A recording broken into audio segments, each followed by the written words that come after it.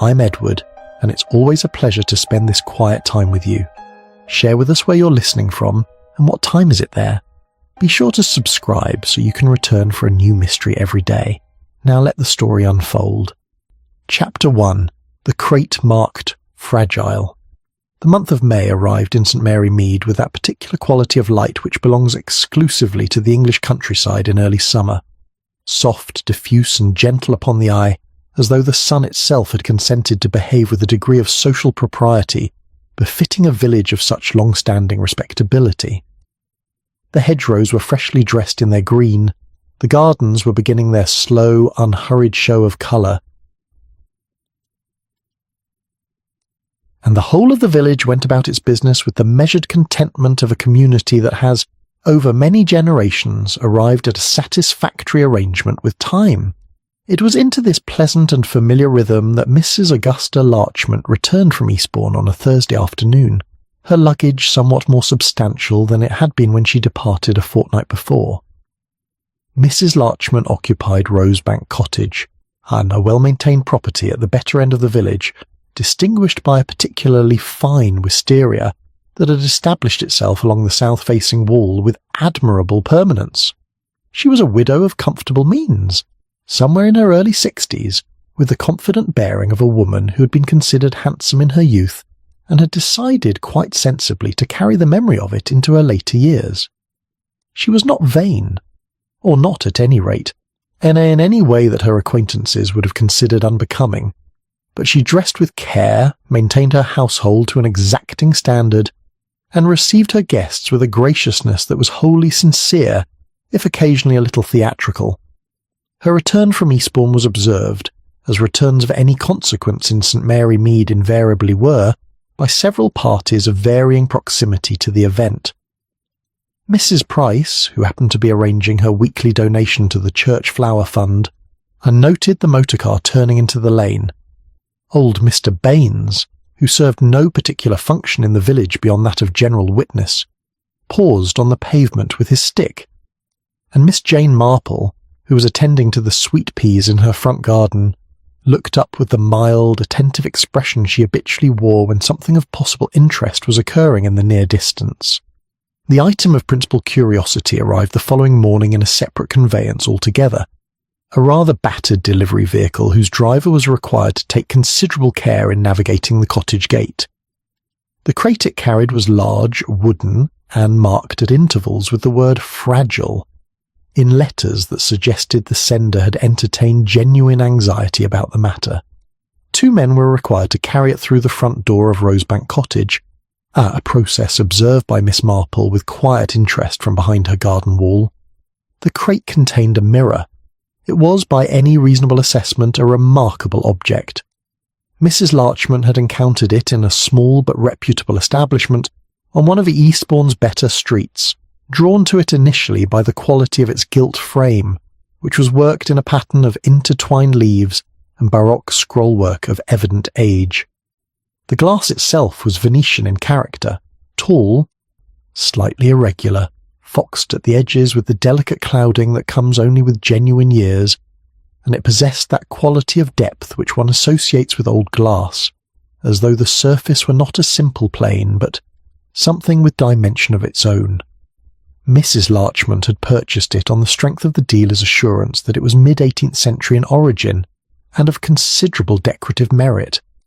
She had paid a sum she considered fair and rather hoped her visitors would consider impressive. It was installed that same afternoon in the drawing-room, upon the wall opposite the fireplace, where the light from the tall windows fell upon it, at an angle that seemed to enhance the slight amber warmth of its foxed surface. It looked, as Mrs. Larchmont remarked to her housekeeper, exactly right. "The following Saturday, Mrs." Larchmont held one of her small afternoon gatherings, the sort of modest social occasion that requires no formal invitation, but depends upon a reliable understanding among a particular circle that tea will be provided and company expected. The drawing-room received its usual occupants with the mirror now presiding from the far wall, catching the afternoon light and the reflections of those who moved before it. Among the guests that afternoon was Mr. Thomas Avery, who who had recently established himself in the village as a solicitor of some promise.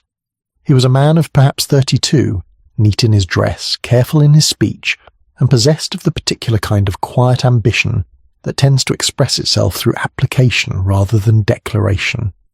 He was engaged, as of some 3 weeks previous, to Miss Lydia Harrow, and the engagement had been received by the village with the warm approval typically extended to arrangements that seem, on all visible evidence, entirely suitable. Miss Harrow herself was also present. She was a slender woman of 28, with fine features and a composed manner that some found a little reserved, though those who knew her better were inclined to describe it rather as thoughtful. She taught the junior form at the village school 2 days a week, and was generally considered steady, sensible, and kind. Her engagement to Mr. Avery had pleased her mother considerably, and had pleased Miss Harrow herself in a quieter and more considered fashion. Mrs. Eleanor Price arrived shortly after the half-hour. She was one of those women whom every village seems to require, energetic, well-meaning, deeply embedded in every charitable enterprise of any consequence, and possessed of an attentiveness to the affairs of others that she herself would have characterized as concern, and that others characterized according to their own temperament. She was a widow, as Mrs. Her lodgment was, though of a somewhat different variety, less settled perhaps, and more in need of occupation than ease. She organized the village fete, maintained the rota for the church flowers, and was the person one applied to when one needed something arranged and did not know precisely how to begin. Mr. Julian Kershaw completed the company of principal interest that afternoon. He was a widower of 50, solidly built, with greying temples and the slightly weathered look of a man who had spent a portion of his working life out of doors. He had been in business partnership with Mr. Avery for some 18 months, a practice dealing in property conveyancing and estate matters, and the arrangement had thus far proceeded to the apparent satisfaction of both parties. He was not a voluble man, but he was reliable, and reliability in matters of business often serves better than charm.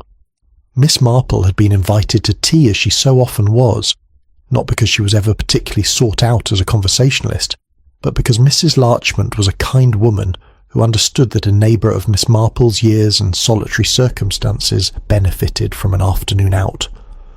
Miss Marple accepted such invitations with the quiet pleasure of someone who has learned that social occasions, however modest, rarely fail to offer something worth noticing. She took her usual chair near the window, accepted her cup with a word of thanks, and settled into that state of alert repose which those who did not know her tended to mistake for inattention. The mirror, she observed, attracted notice. Each of the guests, upon entering the room, paused before it, some briefly, some for rather longer than might have been strictly necessary. It was a natural enough response to a new and striking object, but Miss Marple found herself interested less in the looking than in the manner of it. Mr. Avery regarded his reflection with an expression she might have described as appraising. Miss Harrow glanced at herself, and then quickly away, as though the image had confirmed something she would have preferred not to consider. Mr. Kershaw looked at himself, and then, with a slight narrowing of the eye, at Mr. Avery's reflection beside his own. Mrs. Price did not look at herself at all, which Miss Marple considered rather more interesting than any of the rest. The conversation moved, as conversation at such gatherings does, from the weather to the garden, from the garden to village news, and from village news to the mirror itself, which Mrs. Larchmont was only too pleased to describe in some detail. The dealer in Eastbourne had been most informative. The frame was original. The glass, he had said, and was the sort that could not be reproduced today, something in the process of its manufacture that had been lost to time. It has a very particular quality, Mrs. Price said, in the tone she used when offering an observation she considered perceptive. When one looks into it, one sees rather more than one expects. Mrs. Larchmont was pleased by this. Miss Harrow looked at the mirror again and said nothing.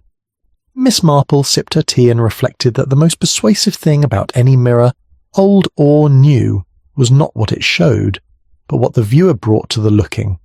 She did not say so, It was not, she thought, quite the right moment. Outside, the wisteria moved faintly in the May breeze, and the afternoon continued in its gentle way, unhurried and pleasant. St. Mary Mead was, on the surface of it, entirely at peace. Chapter 2. Gold Leaf and Foxed Glass. There is a particular quality to village life that those who have never experienced it tend to underestimate, and that quality is memory. A village does not simply witness events, it retains them, turns them over at intervals, and re-examines them in light of whatever has occurred since. Nothing is entirely lost, and nothing is ever quite finished. Even the most apparently concluded matter has a way of remaining available for consideration, like a book set face down on a table rather than returned to its shelf. It was in this spirit that the mirror at Rosebank Cottage remained a subject of conversation throughout the days following Mrs. Larchmont's gathering, not because anything had yet occurred to give it special significance, but because it was new, it was striking, and because Mrs. Price had remarked upon its particular quality, a phrase that lingered in the way that vague and suggestive observations tend to linger, is available to be attached to almost anything that subsequently presented itself. Miss Marple was aware of this process with the comfortable familiarity of long experience. She had lived in St. Mary Mead for the greater part of her life, and she understood that the villagers' appetite for meaning was not malicious. It was simply thoroughgoing. People wished to make sense of things, and when sense was not immediately apparent, they were inclined to borrow it from wherever it seemed most readily available. The news reached her on a Tuesday morning, conveyed by Mrs. Brent from the post office, with the air of someone delivering a communication of some gravity. Mr. Avery, it appeared, had withdrawn his proposal of marriage to Miss Harrow. The announcement, if one could call the gradual, an unhurried dispersal of information through several conversations at once an announcement, had reached general circulation by the time Miss Marple was setting out for her morning walk. She gathered the essential facts without difficulty. Mr. Avery had called upon Miss Harrow at her mother's house on the Sunday afternoon, 2 days after Mrs. Larchmont's tea party, and had requested a private conversation. What passed between them was known only to the two principals, but the outcome was not in doubt. The engagement, which had stood for 23 days, was no longer in effect. Miss Harrow's mother, a brisk and forthright woman who had invested considerable satisfaction in the arrangement, was reported to be deeply displeased. Miss Harrow herself had been seen at the village shop on the Monday morning, where she had purchased flour, a small quantity of butter, and nothing that required conversation.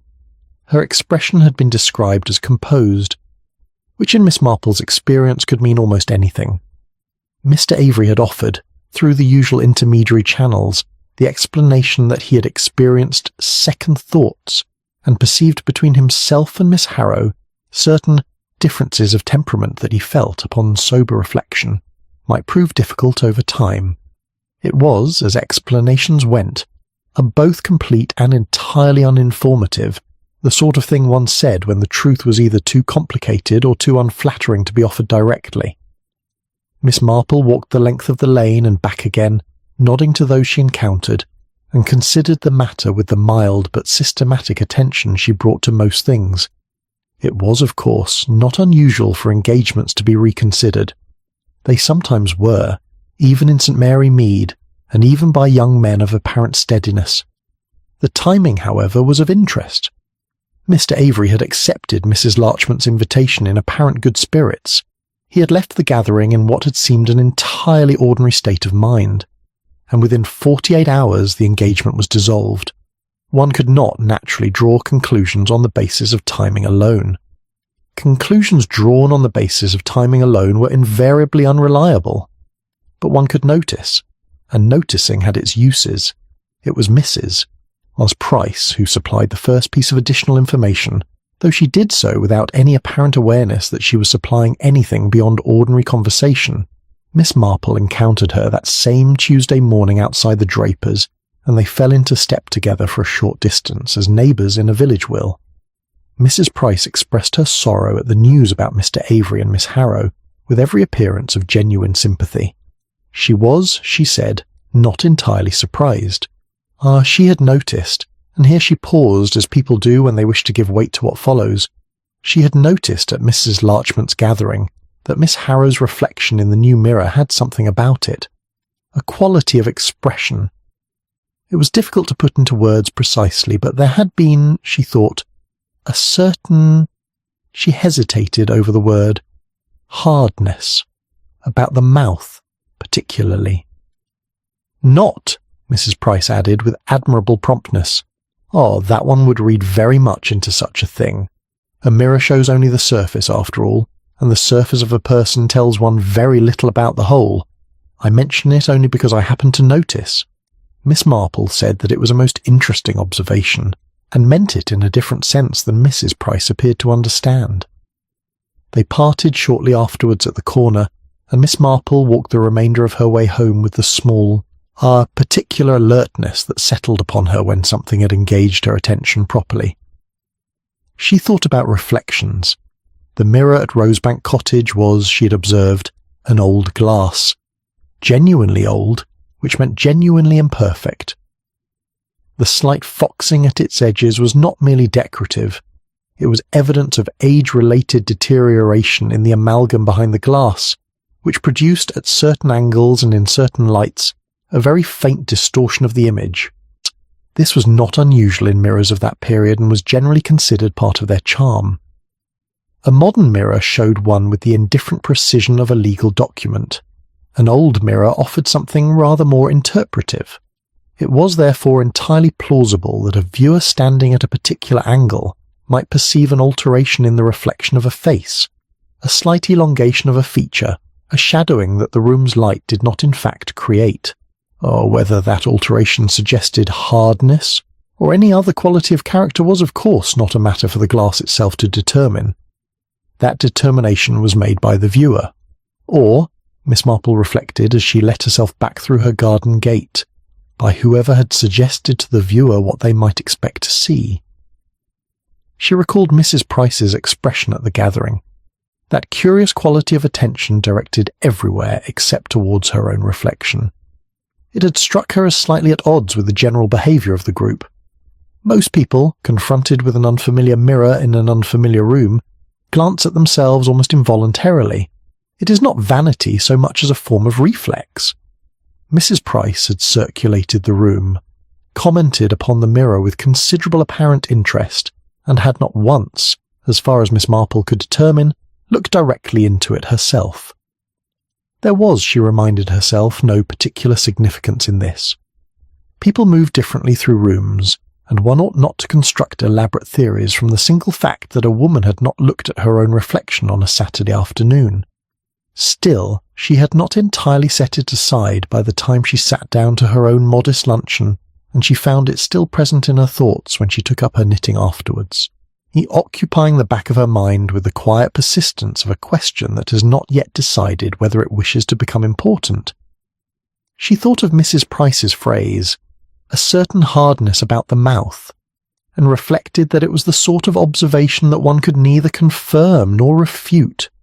It referred to something no one else had been explicitly asked to notice, about a face that the relevant parties were unlikely to examine forensically at a social gathering, and it lodged itself not in the memory but in the imagination, and in the imagination it was free to grow in whatever direction anxiety or suggestion chose to direct it. Mr. Avery had cited differences of temperament. Miss Harrow had been seen buying flour with a composed expression, and Mrs. Price had noticed in the old Venetian glass a quality of hardness about the mouth that she felt obliged to mention, though naturally she would not read too much into it. Miss Marple set a careful row of stitches and considered the view from her sitting-room window, where the May garden was proceeding with its usual unhurried business, quite indifferent to the small human dramas being conducted among those who tended it. The mirror, she thought, had not brought misfortune to anyone, but someone in the village was helping it along. Chapter 3. A Proposal Reconsidered. Miss Marple had long held the view that the most illuminating conversations in any village were not those conducted in drawing-rooms or at formal gatherings, but those that occurred in the intervals between, on doorsteps, beside garden walls, in the narrow aisle of the post office while one waited for a stamp. It was in these unguarded moments that people said what they actually thought, rather than what they had decided to think, and the distinction was often considerable. It was on such an occasion, on the Wednesday following the news of the broken engagement, that Miss Marple found herself in conversation with Mr. Thomas Avery. The encounter was entirely unremarkable in its circumstances. Miss Marple had gone to collect a small parcel and was returning along the main street when she observed Mr. Avery emerging from the solicitor's office, where he practised, a narrow, well-kept premises between the stationers and the ironmongers that had housed a legal practice of one kind or another for the better part of 40 years. He held the door for an elderly client, exchanged a few professional words, and then found himself standing beside Miss Marple with the slightly uncertain air of a man who knew perfectly well that his private circumstances were at that moment very public indeed.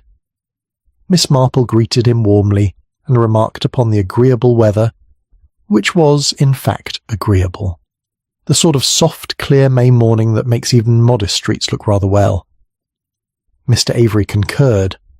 They walked a short distance together in the direction of the lane, which was the natural course for both of them, and it was during this walk that Mr. Avery, with the slightly unsteady quality of a man who has been carrying something that has grown heavier than anticipated, began to speak.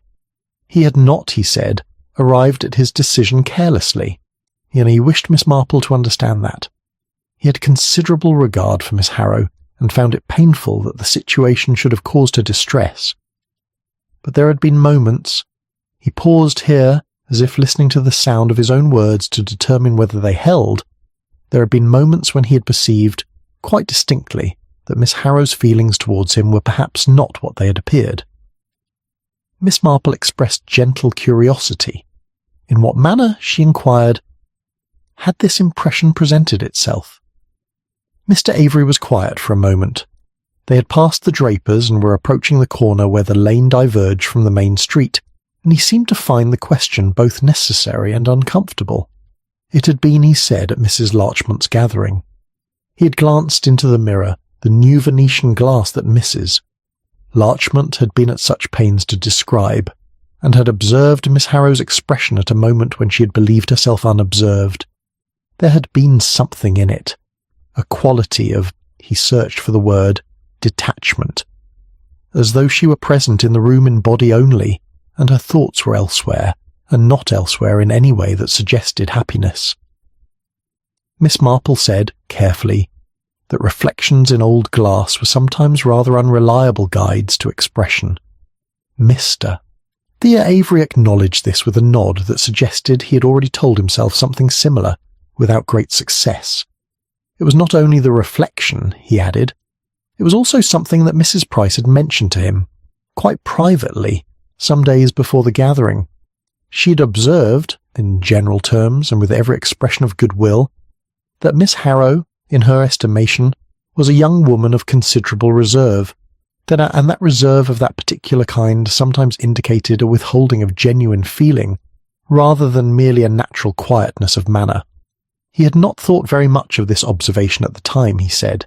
It had seemed the sort of thing one might say about almost anyone, and Mrs. Price was, by nature and occupation, inclined to notice the inner lives of others. But then, at the gathering, he had looked into the glass, and Miss Harrow's expression had seemed to confirm, he stopped. Miss Marple waited, with the patient attentiveness of someone who understands that certain sentences require a particular length of silence to complete themselves. I believe, Mr. Avery said finally, with the slightly diminished air of a man who has just understood something he would rather not have understood, that I may have been looking for something that was already there, or because someone had told me where to look. Miss Marple said that she thought that was very probably true, and said it with such quiet conviction that Mr. Avery looked at her rather sharply. She offered him a small, not unkind smile, and mentioned that old mirrors, like old houses, tended to reflect the preoccupations one brought to them. He thanked her, somewhat abstractedly, and they parted at the corner with a civility that contained on his side a good deal of unsettled thought. Miss Marple walked home and turned her attention to Miss Harrow. She'd not spoken directly with Miss Harrow since before the gathering, and she was aware that some care was required in approaching the matter. Miss Harrow was a young woman of considerable dignity, and dignity, when it has been wounded, often expresses itself as distance. To intrude upon her with curiosity dressed as sympathy would be neither kind nor productive. It was, as it happened, a Miss Harrow who provided the opportunity herself. She called at Miss Marple's cottage on the Thursday afternoon, a visit that required some courage, Miss Marple suspected, and that had probably been decided upon and abandoned several times before it was finally executed. She arrived with the slightly over-composed expression of someone who has rehearsed their manner, and accepted the offer of tea with the gratitude of someone who had not expected to be offered anything quite so ordinary and domestic. It had a perceptibly settling effect. They spoke first about the garden, which Miss Harrow admired with what appeared to be genuine feeling. She was herself a grower of sweet peas, she said, though her mother's garden did not have quite the aspect for them that Miss Marple's did. Miss Marple expressed interest and inquired after the varieties.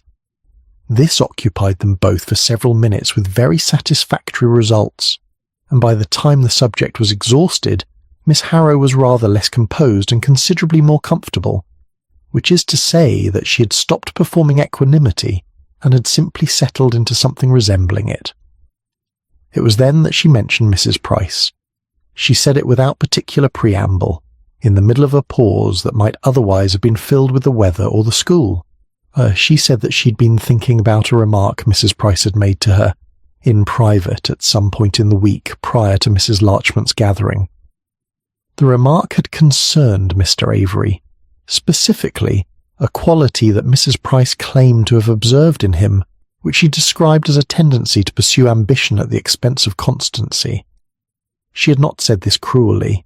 She had said it in the careful, measured tone she employed for all observations of that kind, and she had framed it as concern. At the time, Miss Harrow had not thought very much of it, except to feel a faint residual unease that she had set aside without great difficulty. Then, at the gathering, she had looked at Mr. Avery's reflection in Mrs. Larchmont's mirror, and the glass, with its slight imperfections and its amber warmth, had caught his expression at a particular moment. A moment of professional consideration, she thought now. Perhaps nothing more, and she had seen in it exactly the quality Mrs. Price had named. "I thought," she said, with the careful honesty of someone examining their own thinking with an uncertain instrument, "that I was seeing truly, that the mirror was showing me what I had been too inclined to overlook." Miss Marple asked whether she had shared this impression with anyone. Miss Harrow said that she had mentioned it to Mrs. Price, who had responded with a gentle sympathy that had felt, at the time, like confirmation. She could not, upon reflection, say precisely what Mrs. Price had confirmed, only that the conversation had left her feeling that her uncertainty was reasonable and her perception sound. Miss Marple poured a second cup of tea and noted, with the inward attention she reserved for such moments, that Mrs. Price had spoken to Mr. Avery about Miss Harrow and to Miss Harrow about Mr. Avery, and had done so prior to a gathering at which both parties had then consulted the same imperfect glass in search of whatever they had already been invited to expect. The mechanism was, she thought, quite elegant in its simplicity. Nothing stated outright, nothing that could not be defended as kind interest. Only two people made quietly uncertain of one another at precisely the moment when a large unfamiliar mirror stood ready to serve as the final, persuasive authority. She said none of this to Miss Harrow. It was not yet the time for conclusions, and besides, what Miss Harrow needed at that moment was not illumination but steadiness, which Miss Marple was rather better placed to offer. They finished their tea. The garden outside continued its slow, indifferent May business, and Miss Marple reflected that the most practised form of interference was always the kind that arrived wearing the expression of concern. Chapter 4. Porcelain Cups Cooling on the Tray. There are in every English village of any standing certain gatherings that occupy a position somewhere between the formal and the incidental, occasions that are not quite arranged and not quite accidental, that materialize from the general drift of social life, with the appearance of spontaneity and the underlying structure of long habit. A Friday morning at Mrs. Larchmont's, with the good china out and the garden doors open to the mild air, and was precisely this sort of occasion. One arrived because it was Friday, and because the weather had turned out agreeably, and because there was, in truth, nowhere one needed to be until 12:30. Miss Marple arrived at 20 minutes past 10, which was, by the standards of such gatherings, neither early nor late. She found Mrs. Larchmont already presiding over the tray with the practised ease of a woman, for whom hospitality was less an effort than an expression of natural inclination. The drawing-room was bright with the morning light, and the Venetian mirror on the far wall caught it in the way that old glass does, not sharply, but with a certain diffuse warmth, as though it were filtering the light through a history of other rooms, other mornings, other faces that had stood before it in other years. Mr. Kershaw was already there, seated in the chair nearest the window with a cup that had apparently been cooling for some time. He had the look of a man who had arrived with something on his mind, and had since decided that the matter required further consideration before it was raised. Miss Marple had observed this quality in him before, a deliberateness that some might have called reticence, and that she was inclined to call prudence, though she was not yet certain the distinction held. Mrs. Price arrived shortly after Miss Marple with a jar of conserve for Mrs. Larchmont and an expression of practised warmth that settled over the room like a shawl. She greeted everyone by name, admired the arrangement of flowers on the mantelpiece, and took her usual chair beside the fireplace. The chair, Miss Marple had noted across several visits, that offered the clearest view of the rest of the room, including the mirror. Conversation found its level, as it does in such company, settling first upon subjects of general safety, the late frosts, the state of the lane after the recent rain, a matter of some dispute regarding the date of the summer fete, before beginning gradually to turn towards the subject that was on most people's minds, without being, as yet, on most people's lips. It was Mrs. Larchmont herself who introduced it, with the slightly proprietorial air of a woman whose house had become the setting for an ongoing subject of village interest. She remarked, to no one in particular, that she had not anticipated quite so much conversation arising from the mirror. She had purchased it as a decorative object and found herself instead the custodian of a small mythology. Mrs. Price smiled at this and said that it was not entirely surprising. Old things, she observed, carried associations. One could not help but feel, in the presence of a glass that had reflected so many faces over so many years, that it possessed a kind of accumulated knowledge. Miss Marple said that she found new glass quite as revealing as old in her experience, and left this observation to sit without elaboration. Mr. Kershaw set down his cup. He said, with the careful precision of a man choosing each word with some awareness of the ground he was moving on to, that he had found himself rather unsettled since Mrs. Larchmont's previous gathering. Not, he was at pains to clarify, by anything that had occurred between himself and Mr. and Avery, their professional arrangement remained, as far as he was concerned, entirely sound. But he had experienced in the days since a recurrence of a doubt that he had previously managed to keep at a comfortable distance. He had looked, he said, at their reflections in the mirror, his own and Mr. Avery's, and had seen something in the juxtaposition that had given him pause. He described it haltingly. With the slight embarrassment of a practical man venturing into territory he considered unsuitably subjective. Mr. Avery's reflection, he said, had appeared watchful, calculating perhaps. It was probably nothing.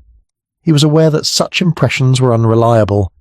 Mrs. Price inclined her head with an expression of gentle, considered sorrow. She said she understood entirely. She had herself noticed. She said, and here she paused with the timing of someone who has learned that hesitation lends weight to what follows, that Mr. Avery's professional ambitions were considerable.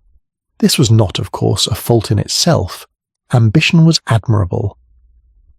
But there were occasions when one wondered whether his ambitions and his partnerships were quite as well aligned as one might wish. She had not wished to raise the matter, but since Mr. Kershaw had mentioned it himself, she felt it would be unkind to say nothing. Miss Marple watched Mrs. Price deliver this observation and thought of a particular variety of garden spider she had once read about, the kind that does not pursue its prey but simply tends its web with great patience and waits for the world to cooperate. Mr. Kershaw received Mrs. Price's words with a frown that might equally have indicated concern or resistance. He was not, Miss Marple thought, an easily suggestible man. His deliberateness of manner worked against it. But deliberateness is not immunity, and a seed planted with sufficient care in sufficiently prepared soil does not require immediate germination to be effective. It requires only time. Mrs. Larchmont, who had been following the exchange with the mildly anxious expression of a hostess whose drawing-room has become the site of a conversation more substantive than she had intended, offered more tea and remarked that she hoped there was no genuine difficulty between the two gentlemen. They had always seemed, she said, to work together very well. Mrs. Price agreed, warmly and immediately, that she was sure there was no genuine difficulty. She had only meant to acknowledge Mr. Kershaw's feelings. One ought always to acknowledge feelings. To suppress them was rarely productive. Miss Marple accepted a second cup and allowed herself the mild pleasure of observing that Mrs. Price had just managed, within the space of 4 minutes, to introduce a doubt, partially withdraw it, restate it in softer terms, and conclude by presenting herself as the sole person in the room who was attending to the emotional welfare of those present. It was, she reflected, a considerable performance, and delivered with such apparent artlessness that it would have been difficult to object to any individual element of it. The conversation moved on, as conversations at such gatherings do, and by the time the subject had been set aside it had left behind it, like a particular quality of light that alters a room subtly, and is not immediately identified as the source of the alteration, a faint residue of unease that had not been present when the morning began. Mr. Kershaw departed at 11:30 with the polite brevity of a man whose thoughts are elsewhere. Mrs. Price lingered to assist Mrs. Larchmont in returning the cups to the kitchen, which gave her a further 12 minutes of private conversation that Miss Marple was not privy to, but whose general character she felt she could estimate within reasonable limits. Walking home through the May morning, Miss Marple found herself thinking about the nature of clarification. It was a word Mrs. Price used with some frequency.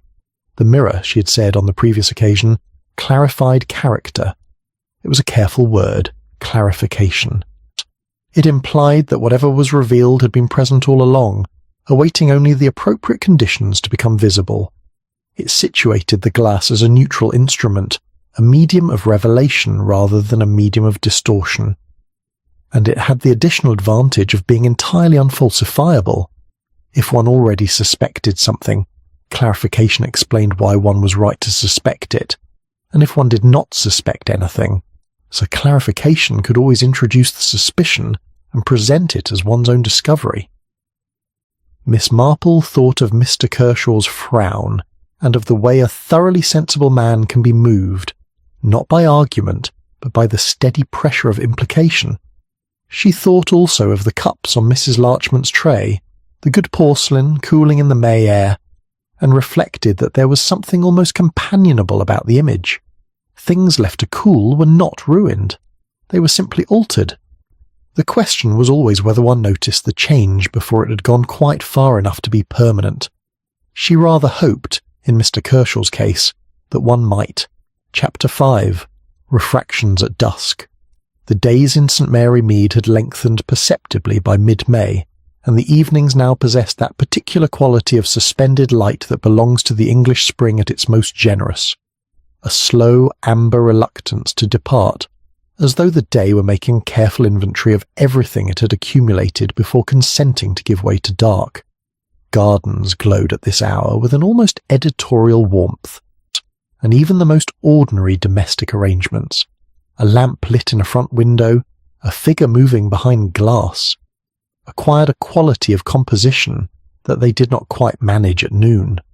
Miss Marple was fond of this hour, and made a habit of sitting near her sitting-room window with her knitting at some point during it, not always working the needles with any great industry, but finding in the combination of occupation and observation a contentment that she considered among the more reliable pleasures available to a woman of her years. It was on one such evening, a Tuesday, that Mrs. Larchmont appeared at her gate.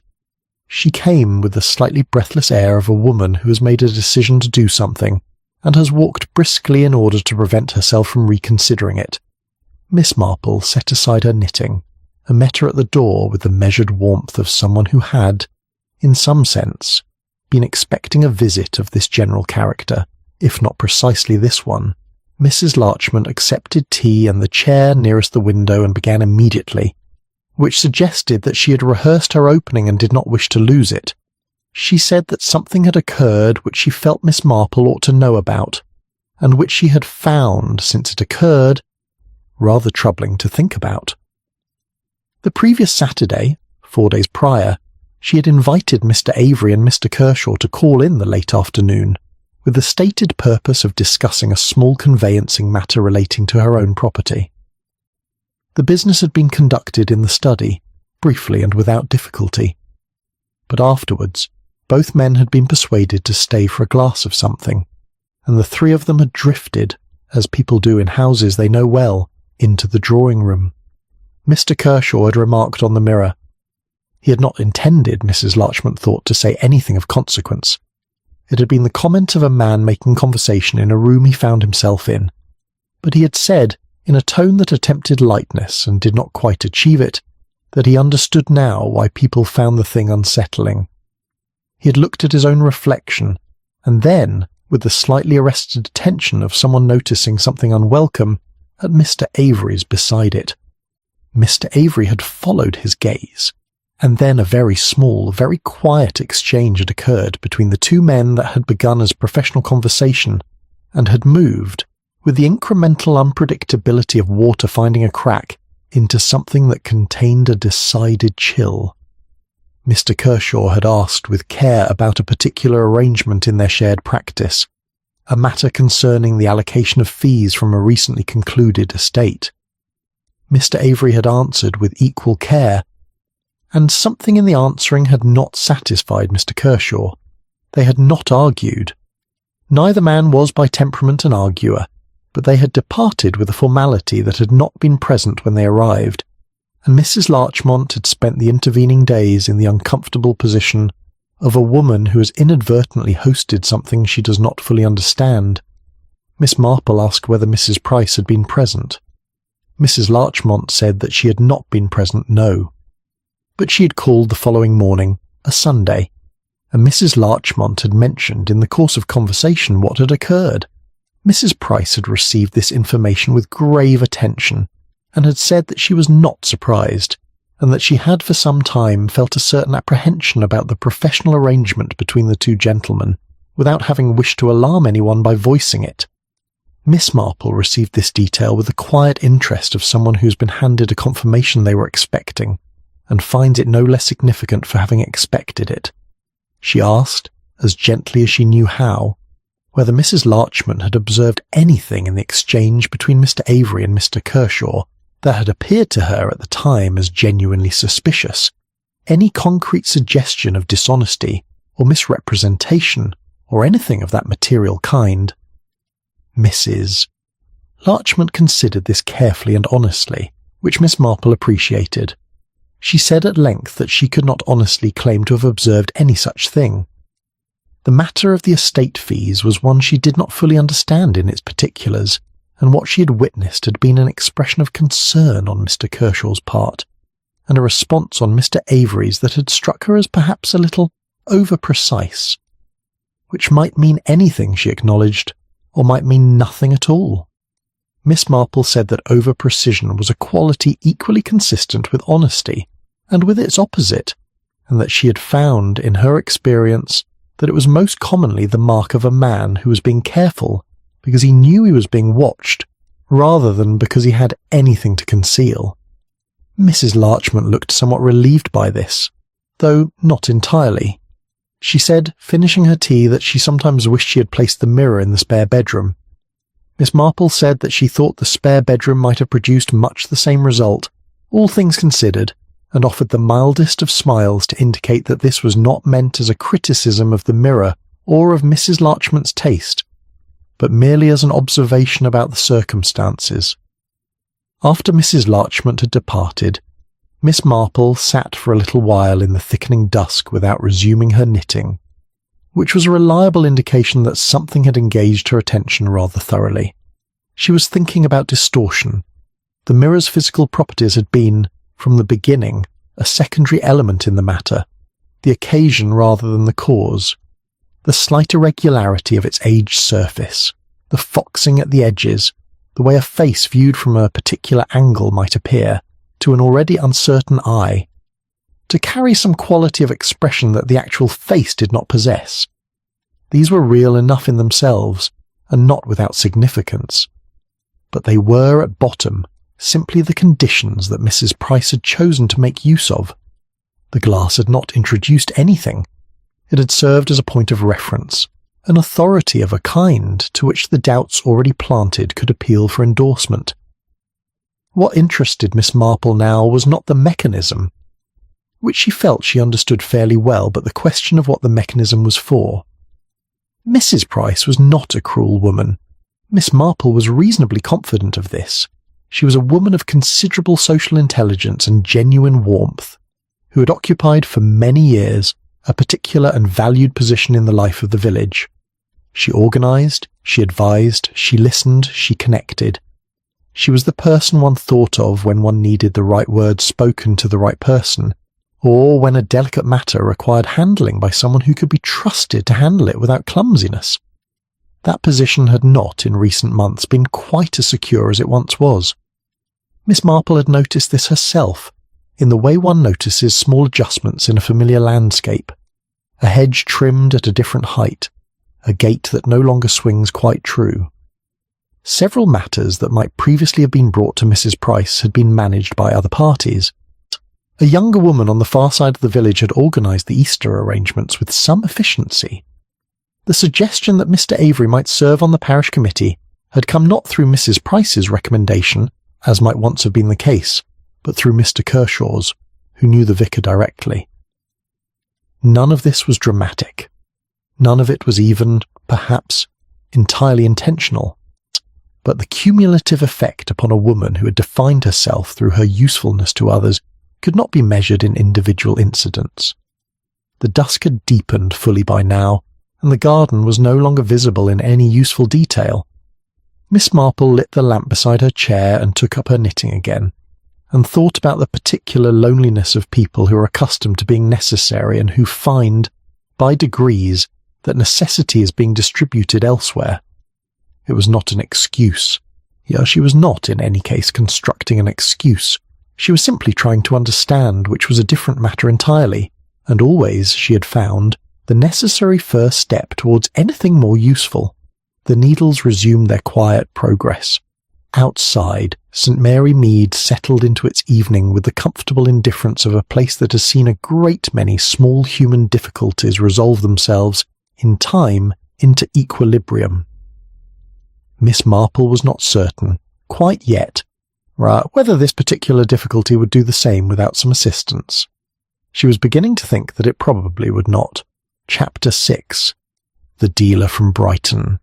There are moments in any investigation, and Miss Marple, though she would never have described her attentiveness to other people's difficulties as investigation, had long since ceased to pretend to herself that it was anything else, when the most productive course of action is to confirm what one does not expect to find. It is a form of discipline that the impatient find frustrating, and the methodical find essential. One arrives at a conclusion, and one then proceeds to examine the foundations beneath it, not in order to demonstrate their soundness, but in order to ensure that they are not, in some detail one has overlooked, hollow. The question of the mirror's origins was, in this sense, a foundation worth examining. It was possible, however improbable, that the glass had arrived in St. Mary Mead carrying some genuine history of misfortune, that it had passed through hands troubled enough to have given it, in some villages of a more credulous temperament than this one, a prior reputation. It was also possible, she supposed, that the dealer in Eastbourne had misrepresented its provenance in some manner that bore upon the matter. She did not believe either of these things, but she thought it worth establishing that she did not believe them for good reason. She wrote, therefore, a brief and pleasant letter to the dealer in question. His card had been preserved by Mrs. Larchmont with the careful instinct of a woman who keeps records of her significant purchases, and received, some 4 days later, a reply that was both prompt and informative. The dealer was a Mr. Frederick Selby, who operated from a premises in one of the older streets near the seafront, and who wrote with the assured good humour of a man entirely comfortable in his professional reputation. He had sold the mirror to Mrs. Larchmont with perfect confidence, he said. It had come to him as part of a small collection from the estate of a retired diplomat who had spent considerable years in Italy, and who had acquired it, by his own account, from a Venetian dealer of established standing, probably in the 1910s. There was no particular history attached to it that Mr. Selby was aware of. It was a handsome piece, genuinely old, with the physical characteristics one would expect, the slight foxing, and the modest imperfections of aged Murano glass, and it had been priced accordingly. He had never encountered any suggestion of its being, as he put it with mild amusement, of a sinister character, and rather suspected that the charming irregularities of old glass had a way of inspiring the imaginative. Miss Marple found this reply entirely satisfactory, and wrote a note of thanks by return. She then made inquiries, through the moderate but adequate channels available to a woman of long village residence and wide acquaintance, about whether Mrs. Price had any connection, prior or otherwise, with the Eastbourne dealer, with the diplomat's estate, or with the mirror's acquisition by Mrs. Larchmont. These inquiries returned nothing of interest. The mirror had come to Rosebank Cottage by the entirely ordinary route of a widow on holiday who had seen a thing she liked and had the means to purchase it. The mischief, then, had originated entirely in St. Mary Mead. This was not a surprise, but it was a confirmation, and Miss Marple had always held that confirmation, even of the expected, had a clarifying effect, rather like cleaning a window one had assumed to be clean, and discovering that the world outside was, after all, slightly sharper than it had previously appeared. She was reflecting upon this on a Thursday morning when she encountered Dr. Harrington at the corner of the lane.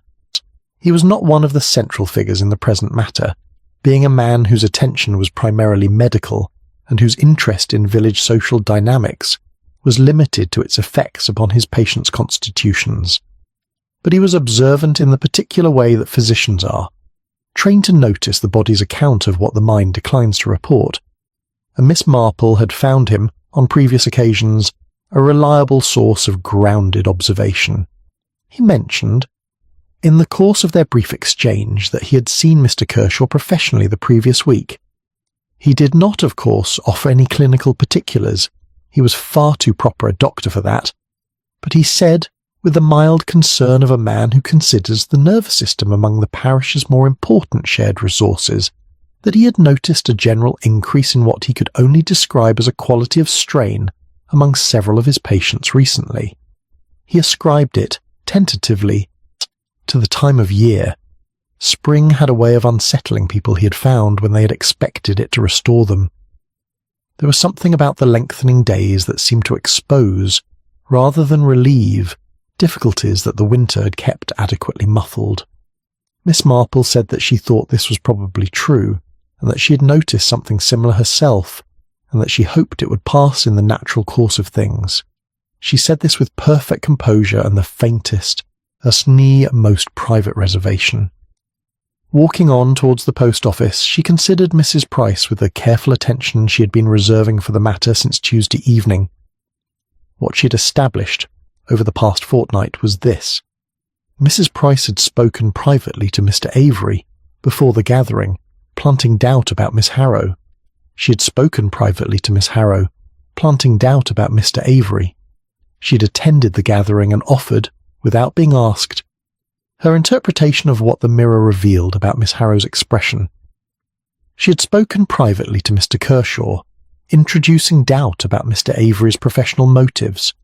She had been promptly present the morning after the drawing-room exchange between the two men to receive Mrs. Larchmont's account, and to confirm with practised sorrow that she had feared as much. Each intervention had been in isolation, deniable, and nothing had been stated with a blunt directness that would have permitted anyone to object.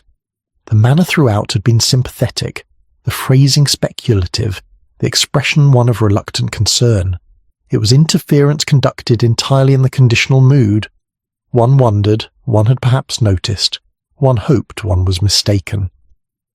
The result was a broken engagement, a strained business partnership, and a village atmosphere that had developed, over the course of May, a faint but perceptible anxious quality that had not been present in April. Miss Marple collected her letters from the post office and nodded to Mrs. Brent, who mentioned that she had heard the Avery and Harrow matter was not entirely concluded, and that there was some talk of the two young people having met again, which she thought encouraging. Miss Marple agreed that it was encouraging, and meant it unreservedly. She thought about encouragement as she walked home. It was, she reflected, the opposite operation from what Mrs. Price had been conducting, and yet structurally almost identical. It also worked through suggestion, through the careful positioning of an interpretation alongside a person in a moment of uncertainty. The difference lay entirely in the content of what was offered and the use to which the practitioner put the influence they acquired. One might offer clarity, one might offer distortion.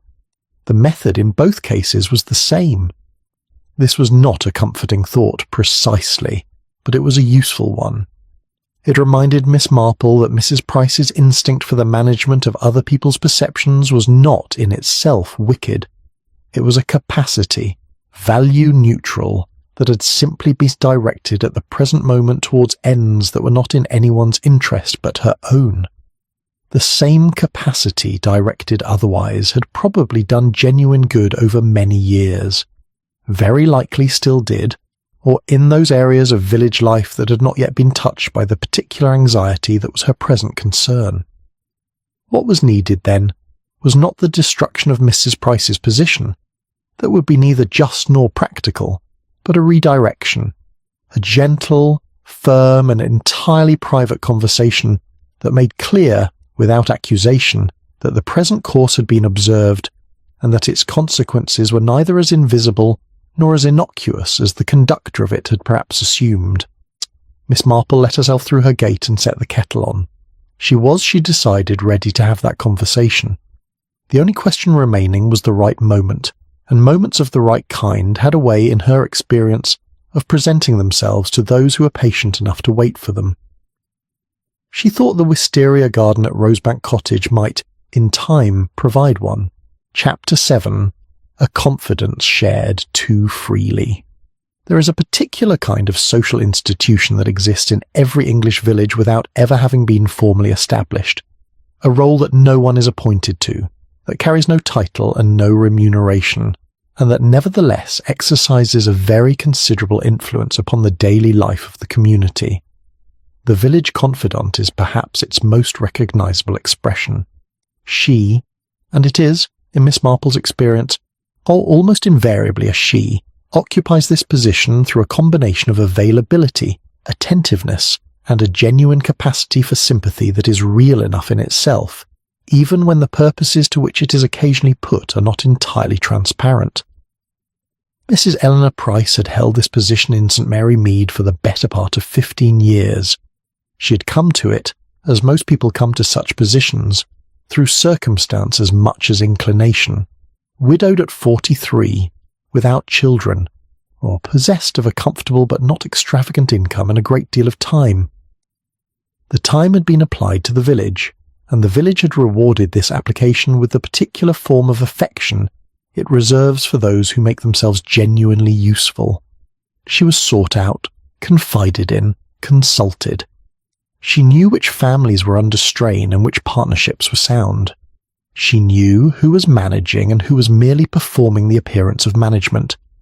She held a very great deal of information, distributed across a very great many people, and she held it all with what appeared to be complete discretion. Appeared to be was, of course, the operative phrase. Miss Marple had known for some years that Mrs. Price's discretion, while genuine in the sense that she did not gossip carelessly or maliciously, operated within a particular set of limits. Information received in confidence was not, in Mrs. Price's understanding, like the same as information sealed permanently from further circulation. It was, rather, a resource, something held in trust, available to be drawn upon when the right occasion presented itself, and the use of it could be justified, at least to oneself, as being in some party's interest. This was the understanding Miss Marple had arrived at over years of quiet observation. She had not thought very much ill of it. Most people's conduct, examined closely enough, reveals some version of the same tendency, the drawing of small advantages from information accumulated in the course of ordinary social life. What separated Mrs. Price from the general case was the degree of conscious management involved, and the extent to which it had, in the present circumstances, tipped from the merely self-serving into the actively harmful. It was with all of this in mind that Miss Marple paid a call on Mrs. Price on a Friday afternoon. She did so without particular pretext, which was itself a minor statement of intent. In a village of St. Mary Mead's dimensions, calling upon someone without a stated reason was either an act of such easy familiarity as to require no explanation, or a signal that the visit was of a deliberate character. Miss Marple and Mrs. Price were on civil and warm terms, but were not intimate friends, and Mrs. Price, who was alert to such distinctions, received her visitor with a quality of attention just slightly heightened above the ordinary. They sat in Mrs. Price's front parlour, which was well furnished and precisely arranged, and accepted tea with the mutual composure of two women who were each, for their own reasons, content to let the other speak first. It was Mrs. Price who spoke. She said that she had been thinking a great deal lately about the unfortunate situation regarding Mr. Avery and Miss Harrow. Thus, she said it with the slightly preoccupied air of a woman working through a problem that had not yet arrived at a satisfying resolution. She hoped, she said, that the two young people might find their way to a better understanding. She had perhaps been too candid, she reflected aloud, in sharing her observations with each of them. One meant well, and yet one could never be entirely certain that meaning well was sufficient. Miss Marple said that she thought candour was a quality whose value depended very much upon what one was being candid about. Mrs. Price received this with a slight compression of the lips that passed immediately, and was replaced by the expression of thoughtful concern she habitually employed. She said that she supposed that was true. Miss Marple asked in a tone of mild curiosity that committed her to nothing, how Mrs. Price had come to form her impressions of both Mr. Avery and Miss Harrow before Mrs. Larchmont's gathering. She was thinking, she said, of the observations Mrs. Price had shared with each of them privately, the suggestion of coldness to one party and ambition to the other. She found herself wondering how such impressions had been arrived at, given that both individuals were, by general consensus, considered steady and agreeable. There was a pause. It was not a long pause, and Mrs. Price managed it well. She said that one accumulated impressions over time, in village life, small things, the manner in which a person spoke of their circumstances, the inflections present in ordinary conversation. She had perhaps given these impressions more weight than they deserved when she communicated them. She had not intended to cause distress. Miss Marple said that she was quite sure of that, and allowed a moment to pass in which the certainty she had expressed might be quietly examined for any qualification it contained. She then mentioned Miss Harrow's visit to her own cottage, entirely in passing, as one mentions a pleasant occasion, and said that she had found Miss Harrow a thoughtful and precise woman, whose account of her recent conversations was, she thought, rather accurate. She did not specify which conversations. She did not need to. Mrs. Price set down her cup with a small, careful movement. She said, after a moment, that she was aware she had perhaps spoken more freely than she should have done. She had not realized at the time that her remarks would carry the weight they had apparently carried. People did not always react as one anticipated. Miss Marple agreed that they did not. She mentioned, with the gentle reflectiveness of someone thinking aloud, that she had found it interesting that Mrs. Price had also spoken with Mr. Kershaw, and in very similar terms, about Mr. Avery.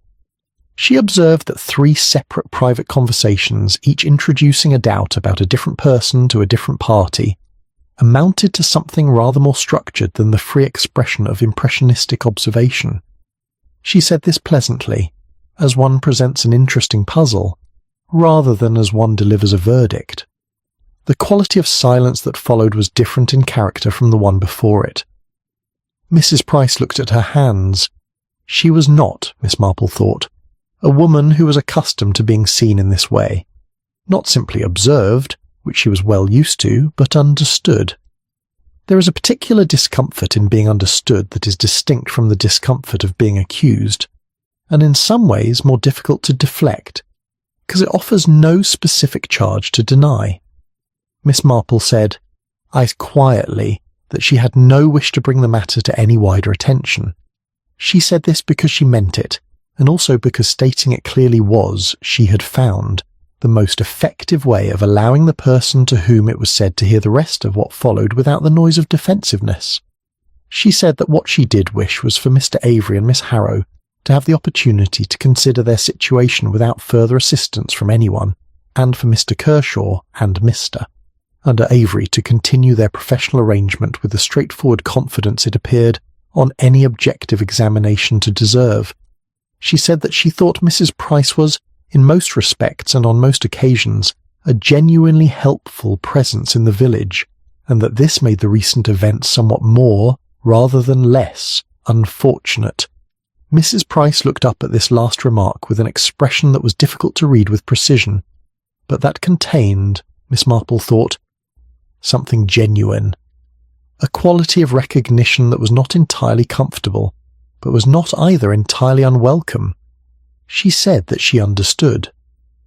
Miss Marple finished her tea and said that she was glad, and that she had always found the wisteria on Mrs. Larchmont's front wall particularly fine this year. Mrs. Price agreed that it was. They parted at the door with the civility of two women who have said something important and chosen, in the interest of all concerned, to say it quietly. Miss Marple walked home through the May afternoon, and found that the village looked, if anything, slightly more itself than it had on the way out. Chapter 8. Hairline Flaws in the Surface. Understanding, Miss Marple had observed over the course of a long life, is not the same thing as resolution. One may understand a situation with considerable clarity, and still find that the situation continues for a time in much the same fashion as before. This is not because understanding is without value. It is, in Miss Marple's view, the indispensable preliminary to everything useful, but because human affairs, once set in motion, carry a momentum of their own that does not simply cease at the moment of comprehension. They require tending, in the way that a garden that has been allowed to fall somewhat behind requires tending, not a single dramatic intervention, but a sustained and patient application of attention across multiple fronts. The days following her visit to Mrs. Price were in this sense instructive. The most immediate effect was a marked reduction in Mrs. Price's social activity. She did not, of course, vanish from the life of the village. Such a withdrawal would itself have attracted a degree of notice that would have served no one. But she appeared somewhat less frequently in those positions of conversational prominence that she had lately occupied, and her remarks, when she did speak, were of a noticeably less pointed character. She attended the Church Flowers Rota, contributed to a collection for the District Nursing Fund, and was seen having a perfectly pleasant exchange with Mrs. Larchmont outside the post office, all without any observable attempt to shape the perceptions of those present regarding anyone else's character or circumstances. This was progress, and Miss Marple acknowledged it as such. The effect upon the other parties was more gradual, and in two cases more complicated.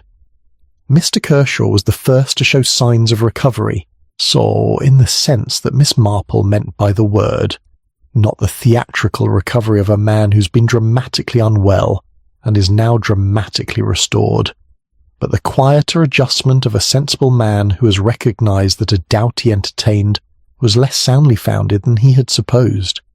He was seen in Mr. Avery's company on a Tuesday, conducting what appeared to be an entirely ordinary conversation in the street outside the solicitor's office.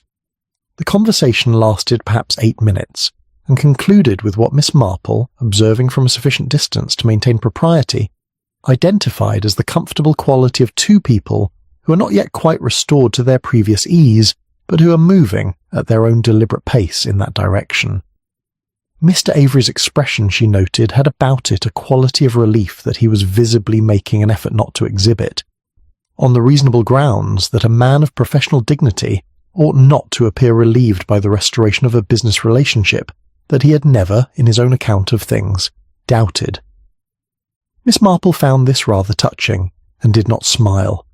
The matter of the mirror itself had meanwhile attracted a final degree of attention that Miss Marple had not entirely anticipated, but which she found, upon reflection, entirely logical.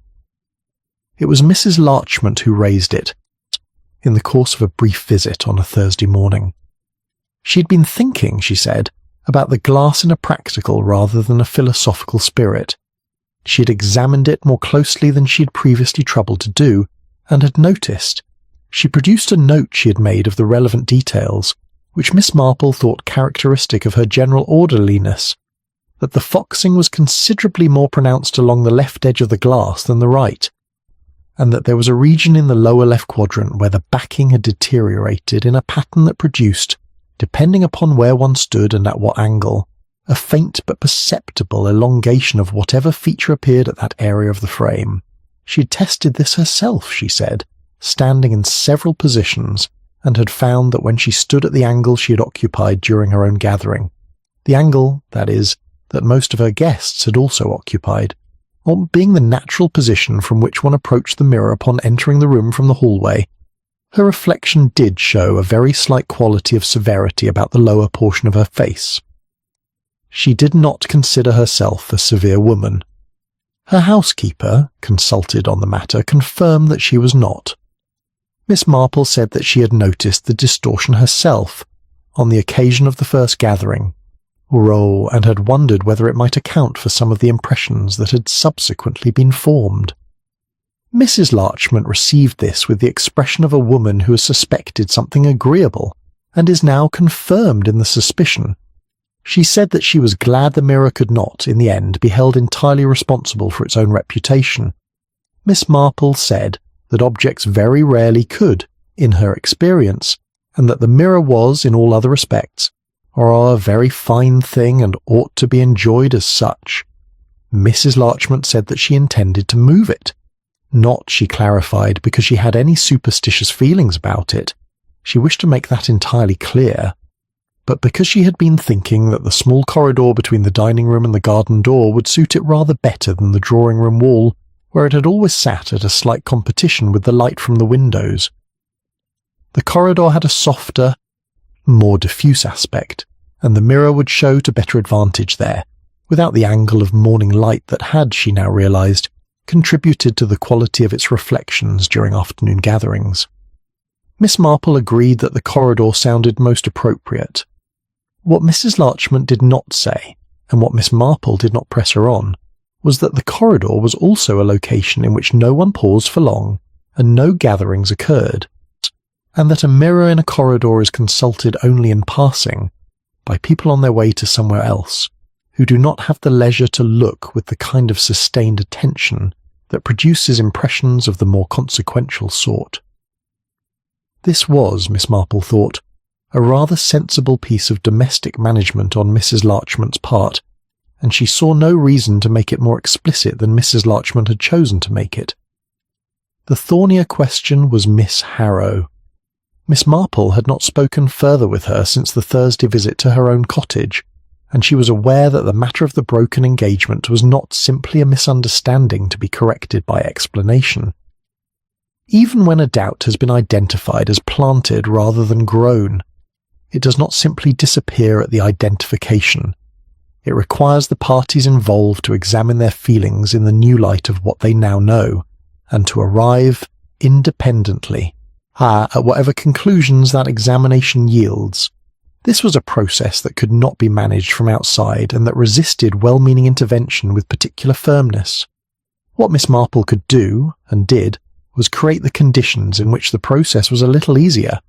She mentioned to Mrs. Larchmont in the mildest possible terms that she had found Miss Harrow a person of considerable perceptiveness, and that Mr. Avery had seemed to her a young man whose expressed regret was quite unambiguously genuine. She mentioned this once and did not repeat it. Mrs. Larchmont, who was a woman of intelligence and good social instinct, understood that she had been given something useful and acted upon it with appropriate discretion. The result was an invitation, extended to several people, including both Mr. Avery and Miss Harrow, apparently without particular design, to a small early evening gathering the following Saturday. It was framed as an occasion to mark the successful completion of Mrs. Larchmont's garden wall repairs, which had been proceeding for some weeks, and which offered, as pretext go, a perfectly serviceable excuse for assembling a number of people who had reason to benefit from finding themselves in the same room without the weight of explicit intention. Miss Marple, reviewing her garden from the sitting-room window that evening, reflected that the hairline flaws in any surface, glass, character, or the arrangements of a village community were not in themselves irreparable. They required simply the right conditions and a degree of patient attention. She had, she thought, provided what she could of both. The rest would depend upon the people involved, who were, taken as a whole, rather better than the difficulties of the past fortnight might have led a hasty observer to suppose. Miss Marple was not a hasty observer. She had never found it necessary to be. Chapter 9. An Admission Beneath the Wisteria. The garden at Rosebank Cottage was, by the third Saturday of May, in very fine form indeed. The wisteria that had established itself along the south-facing wall had achieved the particular density of bloom that it managed only in good years. Long, pendulous clusters of pale violet that moved in the slightest air, and cast, in the late afternoon light, a shadow of such delicate intricacy upon the stone beneath that one felt almost reluctant to walk through it. The garden wall repairs, which had provided the formal occasion for Mrs. Larchmont's gathering, had been completed with a neatness that spoke well of the local builder, and the new pointing along the lower section was still faintly lighter in colour than the surrounding stone, giving the wall the look of a document that has been carefully amended in a slightly different ink. Miss Marple arrived at 5:30, which was the time Mrs. Larchmont had suggested, and which suited her own purposes very well. The garden had been arranged for outdoor sitting, with chairs distributed along the terrace, and a small table, bearing the refreshments, positioned near the garden door. The evening was mild enough to make this pleasant rather than merely brave, and the quality of light at that hour, the same amber reluctance she had observed throughout May, it now deepened by the advancing season into something richer, gave the occasion an atmosphere of natural ease that no drawing-room could quite replicate. The guests arrived in the usual way of such gatherings, by ones and twos, over the course of 20 minutes. Mr. Kershaw came early and was already in conversation with Mrs. Larchmont when Miss Marple arrived.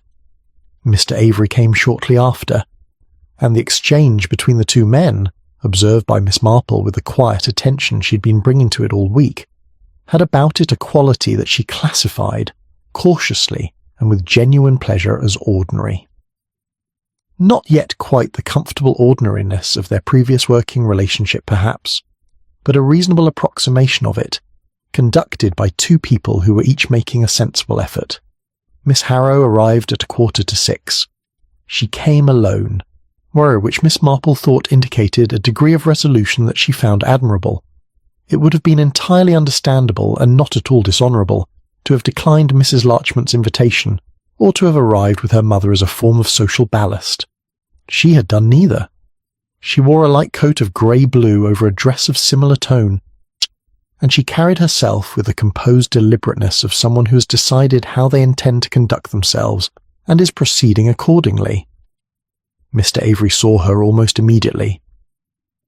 There was a moment, brief, contained, the kind of moment that passes so quickly in a garden gathering that most people do not notice it, though Miss Marple invariably did, in which each of them made a small private calculation about how to proceed, and then both of them proceeded sensibly. They greeted one another with the careful warmth of people who are trying not to try too hard, and then fell, somewhat to both their visible reliefs, into conversation about something entirely neutral, the wisteria, in fact, which offered itself for the purpose with admirable timing. Miss Marple moved, without any appearance of deliberate navigation, towards the lower end of the terrace, where Mrs. Price had stationed herself in a chair slightly apart from the main grouping, whereas she was not excluded. There was nothing so definite as that. But there was a quality to her position that reflected, Miss Marple thought, the interior adjustment she had been making over the past week. She was present, and she was quiet, and she was watching the gathering with an expression that contained more than its usual proportion of simple observation and less than its usual proportion of editorial commentary. Miss Marple took the adjacent chair. For a little while they sat together without speaking, which was not uncomfortable. The sounds of the gathering, the soft percussion of cups and saucers, the particular texture of overlapping voices in a garden, a brief, genuine laugh from Mr. Kershaw at something Mrs. Larchmont had said, moved through the warm air between them without requiring acknowledgement. It was Mrs. Price who spoke first. She said that the wisteria was particularly good this year, and she said it in a tone that was neither the practised warmth of her public manner nor the compressed quality of their conversation the previous Friday, but something between the two, quieter and rather more real. Miss Marple agreed that it was. Mrs. Price was silent for another moment. Then she said that she'd been thinking since their conversation about the word that Miss Marple had used, or had not quite used, but had implied. She said that she had been turning over the question of helpfulness, and what it actually meant when examined properly. She had always considered herself a helpful person. She had not previously considered the possibility that helpfulness and influence might, over time and without one's full awareness, become difficult to distinguish from one another.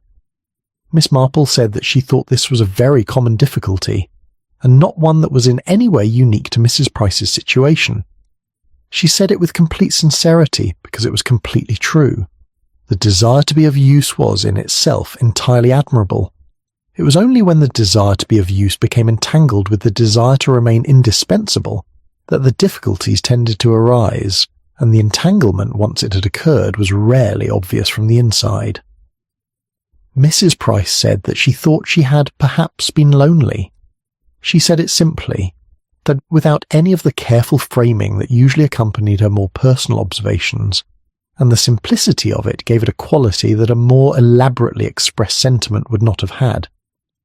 Miss Marple received it without comment, which was the appropriate response, and which Mrs. Price seemed to understand because she did not attempt to elaborate or qualify. After a moment, Miss Marple said that she had found, in her own experience, that loneliness of the particular kind Mrs.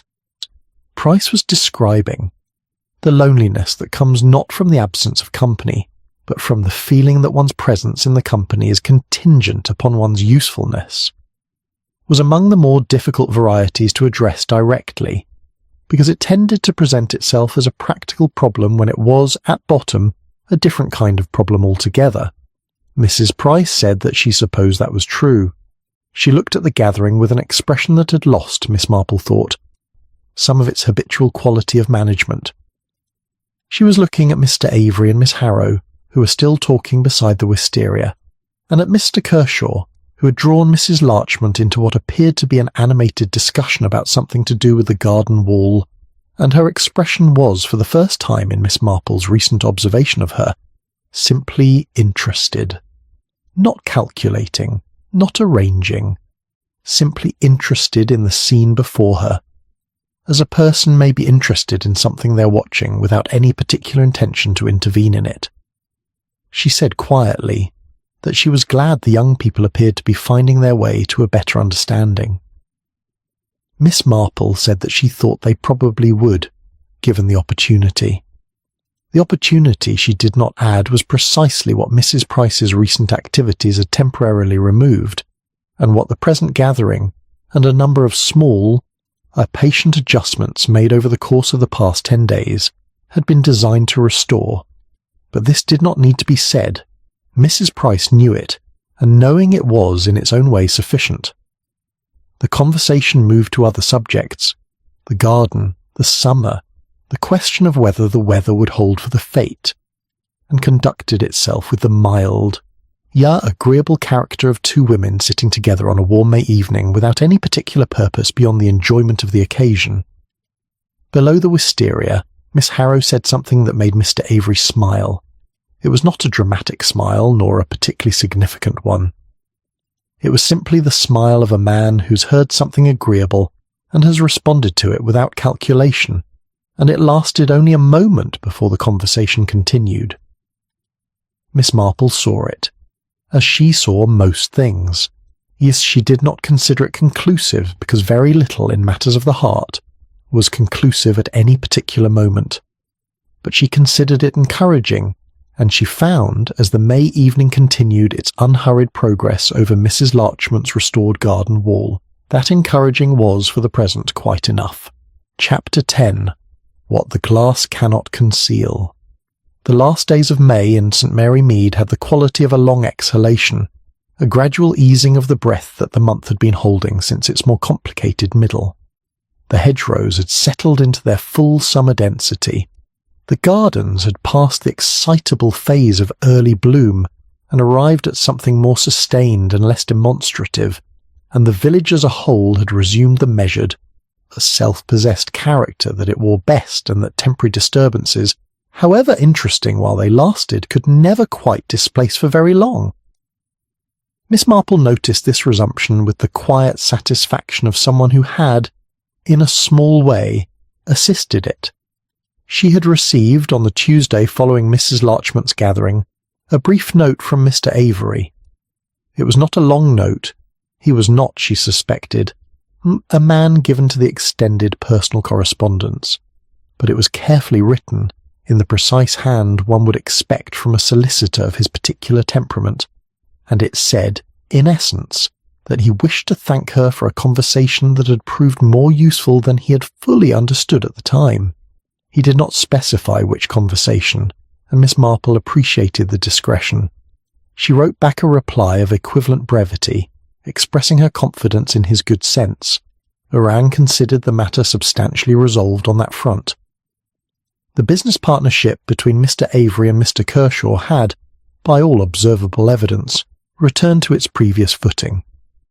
They were seen together on several occasions during that final week of May, once at the solicitor's office with a shared client, once at the public house on a Wednesday evening, which was of no particular professional significance, but was precisely the kind of ordinary social occasion that indicates, more reliably than any formal statement, that a relationship has recovered its ease.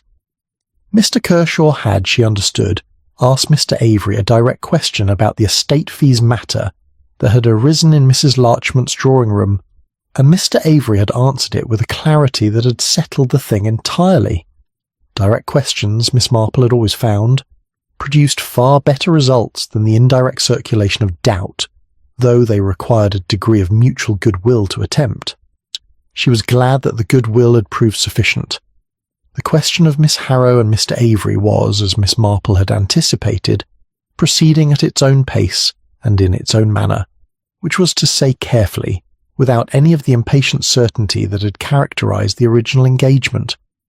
They had met twice since the gathering at Rosebank Cottage, once by apparent accident at the village shop, and once by an arrangement that bore the marks of being not quite as casual as it was presented.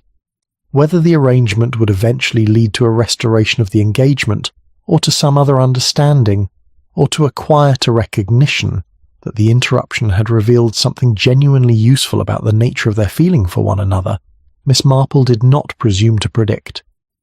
What she felt reasonably confident of was that whatever conclusion they arrived at would be their own, arrived at by their own means and in their own time, without the assistance of an imperfect Venetian mirror or the commentary of anyone positioned near it.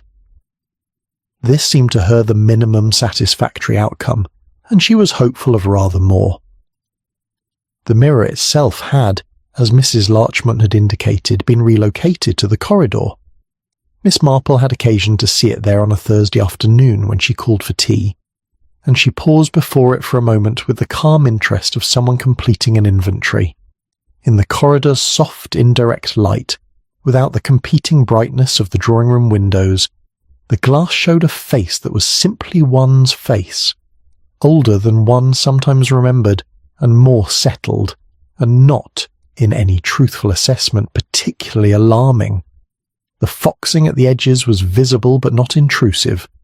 The slight imperfection in the lower left quadrant was present, but at this angle and in this light produced nothing more troubling than a very faint quality of depth, as though the reflection had a shadow of itself behind it.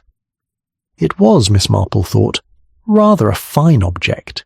It deserved its place in a pleasant house, and it had earned, through no fault of its own, a disproportionate amount of attention.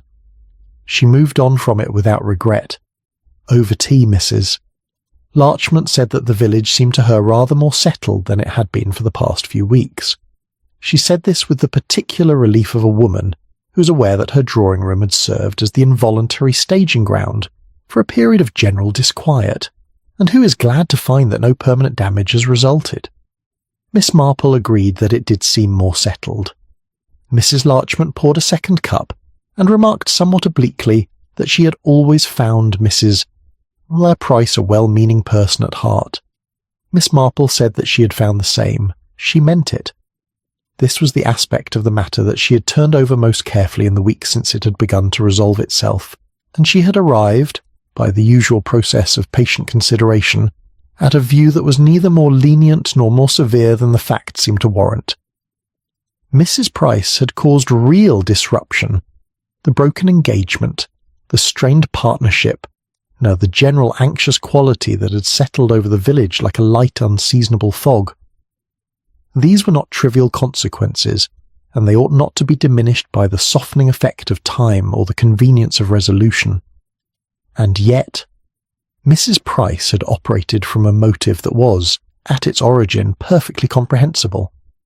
The desire to remain necessary to people she genuinely cared about, expressed in a form that had become distorted by habit, and by the slow, unexamined growth of old fears. She had not set out to harm anyone. She had set out, in her own understanding, to help, and somewhere in the distance between that intention and its execution, something had gone quietly and significantly wrong. This was not unusual. It was, in Miss Marple's experience, among the more common mechanisms by which harm entered the lives of otherwise decent people. What had been required was not punishment, but illumination, the kind that comes from being seen clearly by someone who is not hostile and who offers the clarity without the accompanying desire to wound. Whether Mrs. Price would make use of the illumination, and in what direction, remained to be seen. She had, at the gathering beneath the wisteria, shown something genuine, and Miss Marple was inclined to think that genuine things, once shown, had a tendency to persist. She walked home from Rosebank Cottage through the May evening, for it was still May, just barely, and the month had the determination to remain itself until the very last moment. And she thought about what she had said to Mrs. Price about reflections.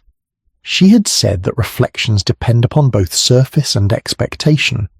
It was true so far as it went, but it was not the whole of the matter, and she had the leisure now, in the unhurried warmth of the late afternoon, to complete the thought. Her reflections depended also upon the light available, its quality, its angle, its willingness to show what was there rather than what one was positioned to perceive. The same surface under different conditions showed different things, and the same face under different lights appeared, to the same viewer, as a different face. What Mrs. Price had understood about this was that perception was manageable, that the light in which a person was shown could be adjusted, and that adjusted light produced adjusted seeing. This was true. What she had not sufficiently accounted for was that light, once known to have been adjusted, loses its authority. The impressions formed in it do not survive the discovery of their source, and people in the end are rather better at recognizing managed light than